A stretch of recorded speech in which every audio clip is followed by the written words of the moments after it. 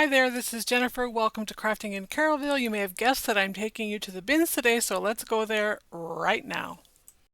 All right, so our bin store, known as the Bargain Barn, is literally right next door to the Goodwill. So for about every trip, about every 10 trips to the Bargain Barn that I make, I might step into the Goodwill once. Don't go in there very often because of the Bargain Barn and the great prices. The Goodwill prices seem unnecessarily high. I'm not sure it's a good sign that they have carts or not. Usually it means that everybody's been there and they've gone and all the good stuff has gone with them. And that is exactly what that meant on these particular trips to the Goodwill bins this week. I've been there twice. I went Sunday, which was Father's Day, which was probably not the best day to go. And then also I went back Monday because I'm no quitter. I didn't get enough stuff on Sunday, so I had to go back on Monday. But I'm sort of just speeding through this particular aisle because I'm not interested in clothes at all. These are where I always end up, right here where the frames and the artwork are. Not looking for artwork, generally just looking for frames. And there's lots of good frames there, but this particular thing from Hobby Lobby catches my eye. Not that. That's from Target. But this particular thing here catches my eye because I know I can make something immediately out of it, and that was the purpose of this particular video. I wanted to go to the Bargain Barn, or the bins, pick up some things, and come straight home and upcycle them. So that's what I've done. I liked those tall signs there. I thought that would be great in a laundry room, but I didn't need it, so I left it there. Like I said, I'm getting things that can be used right now. So I'm marching down this aisle. Look, they're all empty. They've been totally ripped. I see something in that next little bin there, and I'm going to turn around and go get it. I have to do a voiceover because they play music really loud at our bins, for one thing. And another thing, on a normal day, which today was not normal, I don't usually go there on Sunday, it was really loud, like inside. And it's not always loud, but it was that particular day. Who am I kidding? Yes, it's always loud. Anyway, I saw these little pie tarts, and actually I did get 3 of them because I found one in another bin. I picked those up that day. I was super interested in these pencil sketches, but because I couldn't really discern what this last animal was, it looks like it's wearing a bridle, but the animal I think it is would not be wearing a bridle. So so I didn't get it. I was interested in it because I thought whoever it was really, getting good at what they were doing or whatever. They were practicing, and I'm all about the artwork, but I left them there. These are so ripped. These are normally just filled with shoes and clothes. These big blue boats need a clock. Nope, don't need a clock. The big blue bins are called boats, and then the ones that are, more segmented with the gray bins. Ooh, here's something really great. I love this crate. I did pick that up. That goes right in my cart. It's just a box made from plywood, but there's so many things that I feel I can do with it. So it goes home with me. The bins, the boats that have the smaller bins in them usually hold the breakable things, the smaller items. And the big blue boats that are just open are for clothes and shoes and big furniture pieces sometimes. I take these bowl fillers, and look at this chair. $20 for this vintage rocking chair. And that's actually highly priced for our bins. I don't need this big giant grapevine wreath, so it stays there.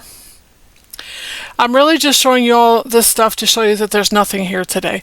I do buy this pool noodle because just for fun I had them weigh it on the way out, and it cost 23 cents. So I buy that wicker mirror. I buy this fossil bag. I've grown accustomed to just buying most of my purses here. They're cheap. They're usually in pretty good condition. I can scrub this with Dawn dishwashing liquid and it will be fine. So that's for me. I'll carry that for a while till I get sick of it, and then I'll come here and pick up another one. Oh, what I was saying is the pool noodle was 23 cents, and I used that in place of floral foam. So that makes it super cheap. You know, you'd pay $1.25 for a little piece of floral foam at the Dollar Tree. So you do the math.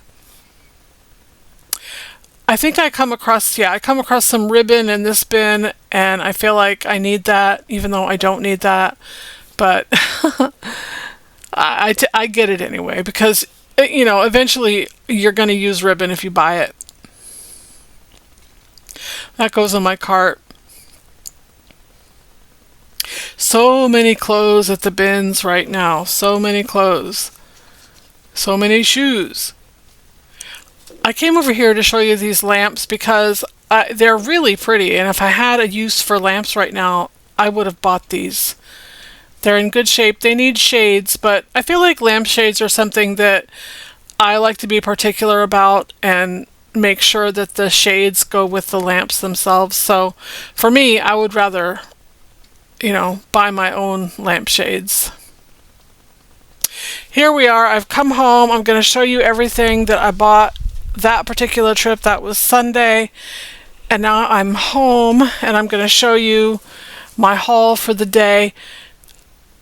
I rounded up, so I spent a total of $13 for everything I brought home. These terracotta pots are going to go on my potter's bench outside my front porch. This little tin heart, this little galvanized metal heart, so cute. I can't wait to show you what I do with that. The little pie tarts, I really don't know why I bought them. I think I'm just going to put them in my kitchen and put a candle on them. There's my ribbon. I got this little white tray. I do something with that. Not in this video, but I do something with that. The bowl filler, you'll see that again. There's my little purse. Couple more things I got. Oh, there's my pool noodle. I'm going to use that for some flower arrangements I have coming up. My wicker mirror. And now I've gone back to the bins because I feel like I haven't gotten enough. The first thing I see is this enamel tray. Probably came from Hobby Lobby or Home Goods, one of those places. It's in good shape though. I'm going to zoom through the rest of this because there's really nothing worth seeing at the bins this week. It's kind of weird. I look at this, I read it, I decide I don't need it, so it stays there. Anything galvanized kind of catches my eye, anything vintage. And it usually sort of all lives on the same boat, whatever it is. I pick up these binders because if you watch, I think my 2 videos ago, I made some binder holders. I customized them for my office, and I always cover my binders with drop cloth so that they'll match my office and look like they belong. But those don't even need to be covered. They're like perfect colors already. I get these placemats, and I don't know why. Like, I don't know what I'm going to do with them, but I'm sure I'll figure something out.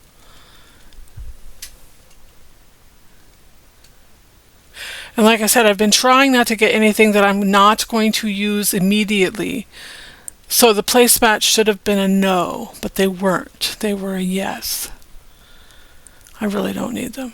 I love when they have these metal trays. They're usually full of kitchen things. This one's been picked over. Usually they're full, and I always know when they're here because the people clamor to get there, and then they're so loud. I do pick up this little easel. You can imagine that I use a lot of easels in my world, and I do buy them every time I see them here. I have many, many easels. Clothes, we don't even need to stop and look at those. We'll look at the artwork again just because I have to make sure there's nothing new that I can't live without. I do buy a lot of frames here that I use for my art shows.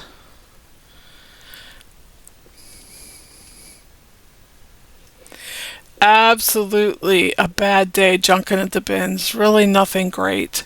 I do love this little box. I don't know what it's for, but we're going to upcycle that. in this video. It's going to look super cute.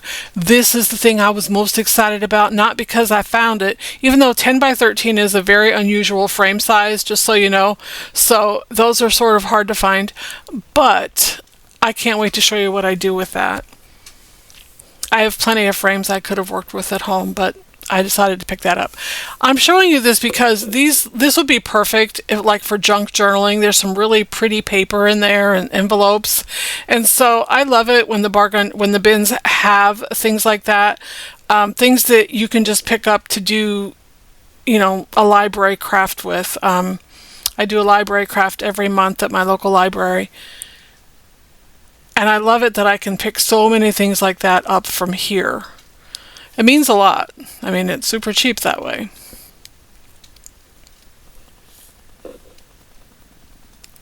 Yeah, I'm going to have to bring you back when it's better shopping at the bins. It was rough. And there's just something about this old couch and furniture set that I really like. Like, I don't want it in my house, but it was easy for me to look at. Like, I really loved it. And this shabby chic chair, like, I totally wanted that, but obviously I didn't get it. It stayed there. So this is everything I bought my second trip to the bins. That was Monday. And I paid $8.47. I did not round up that day.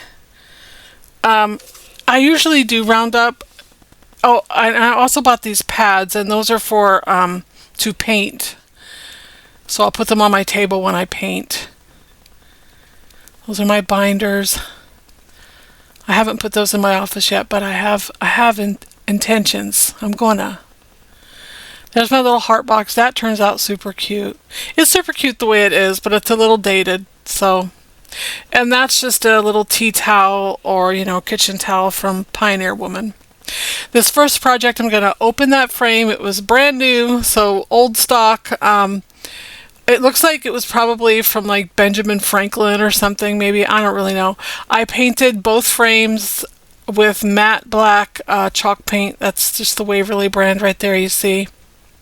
Now I'm going to use this 3M adhesive, and I'm going to stick this faux cowhide to the backer of my frame. So I'm not even using the glass in that particular frame. In the big frame, I'm just using the backer. I'm going to take that outside and spray the adhesive because it is super, super smelly.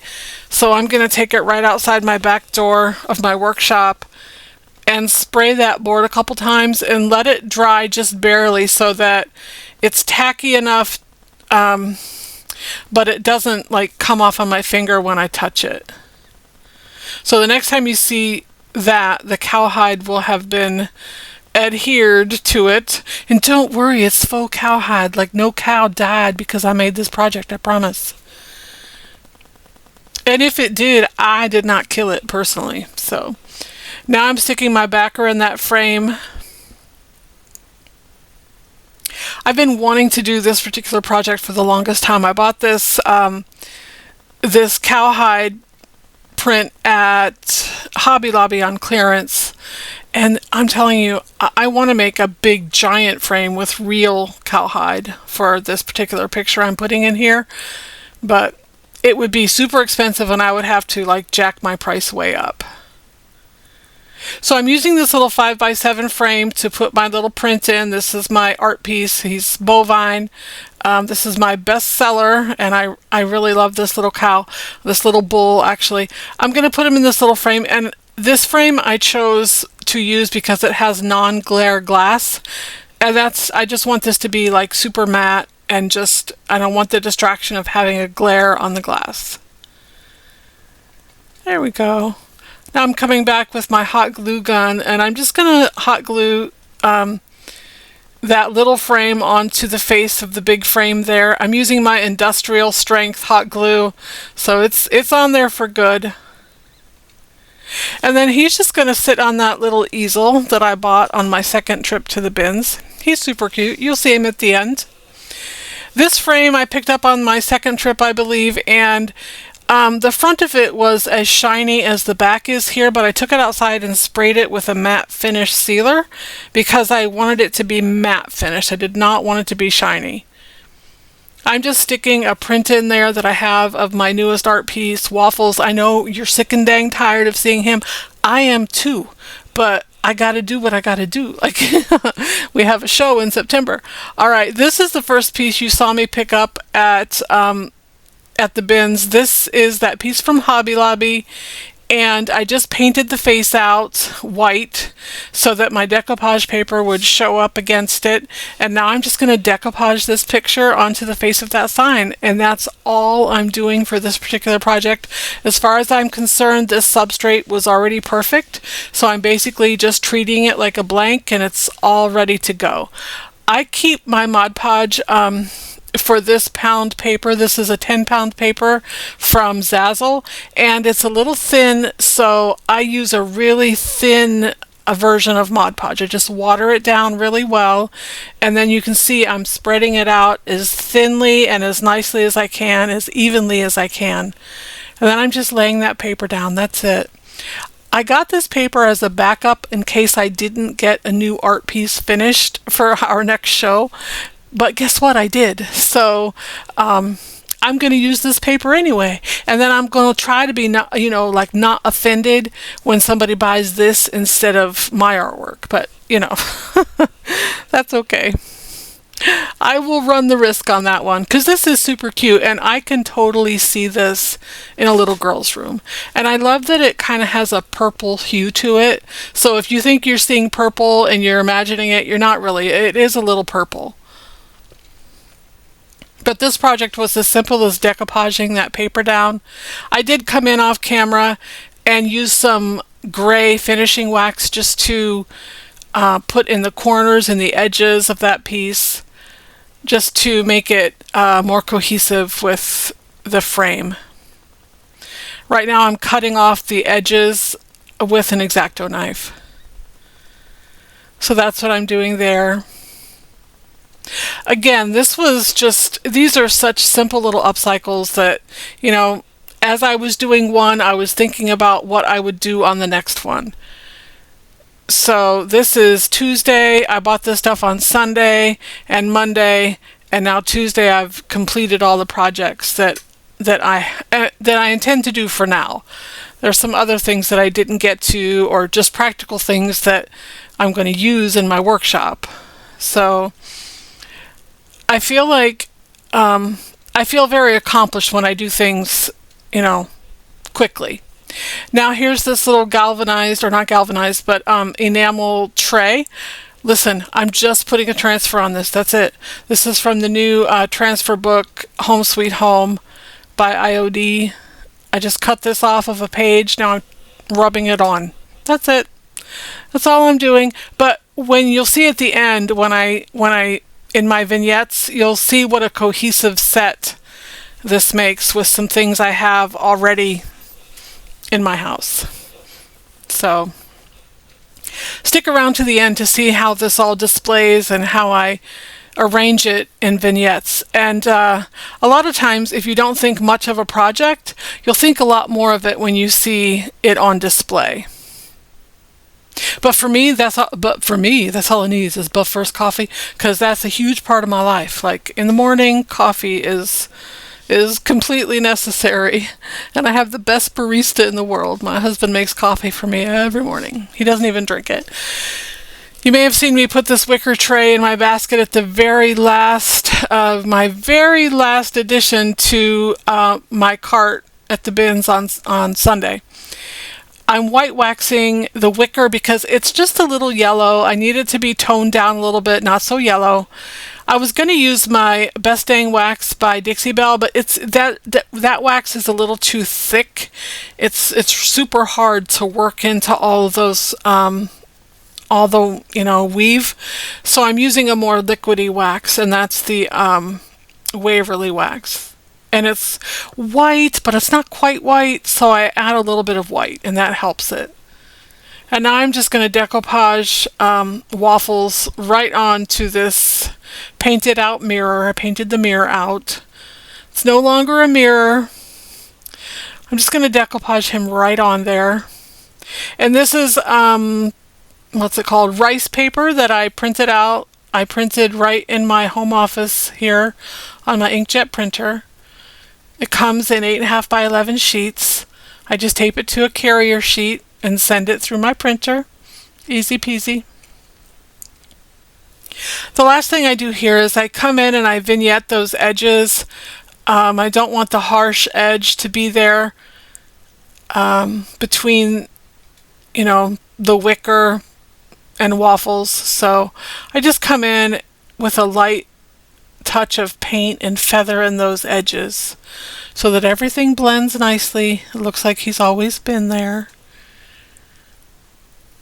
And I like that because look, it looks super waffly. Like he looks good with texture because he has so much texture. All right, he is all finished. Of course, I'm going to hit him with the heat gun for some reason. Now look at this little heart. I've taken this outside and I've just hit it with some matte finish white spray paint. And now I'm cutting out this little tiny transfer from, I don't know what book that is. It's IOD. I think it's the Ephemeral Millage book. But there we go. I'm cutting out that little circle. Just going to transfer that right on there with my transfer tool. Just going to rub it until the carrier sheet comes up and the transfer sticks, then burnish it on. And then I'm going to seal it with the same matte finish that I started with. Now I'm painting out this little galvanized metal heart. This turns out super cute. I really love this. So you're going to love this when you see it in the reveal. Super cute. I bet you can't guess who I'm putting on this. If you're, you know, a regular subscriber, if you've been watching my videos, you probably know exactly what I'm going to put on this. But I won't say, you'll just have to be in suspense. You're just going to have to wait, like everybody else. Wait and see. Maybe I changed my mind. Maybe I don't even know. No, I'm putting waffles and ginger on here. I printed this out again in my office on rice paper. I've already Mod Podged it down. I'm just going over the edges at this point. I just love the way that this one turns out as well. Super cute. And now I'm just going to hot glue some braided rope around the edge. This gives it the most perfect finishing touch. It's just so pretty. So hang around to the end to see how that one turns out. I don't think I go quite all the way around the heart on film here. There we go. Now this is our very last project of this video. This is that plywood box that I saw. I figured it would make a great riser. I could turn it upside down and put things in it, or I could turn it this way and put things on it. So I really want to put things on it because I love the way that looks, and I'm always looking for risers for items at our shows. This is decoupage paper from Zazzle. I'll have Zazzle's link in the description box. Let me mention also, while we're still working here, that I would love if you subscribed, liked, commented, all the things that help me here on YouTube. I need to gain traction, get more followers, get more, you know, just succeed. That's why I'm doing this. I want to be successful here on YouTube. So if you have any tips or tricks or, you know, things you want to tell me, constructive criticism, I'd be glad to hear it. Leave it in the comments. Let me know which project you liked the best. I really think I'm leaning towards bovine with the faux cowhide. I really love that. But I love this too. I love the simplicity of this. I've got it all decoupaged down now. I'm drying a little bit so that I can sand the edges successfully without tearing the paper. And if you notice, I didn't even paint the top of this. I knew the paper was thin enough that it would be just fine on that plain wood. So that's what I did. I love the way that turned out. It's super cute. And it makes a great platform to stage my stuff on. I think it looks really good. Hey, I'll see you next time. Don't forget to like, share, subscribe, comment, all the things. Thank you so much. Bye-bye.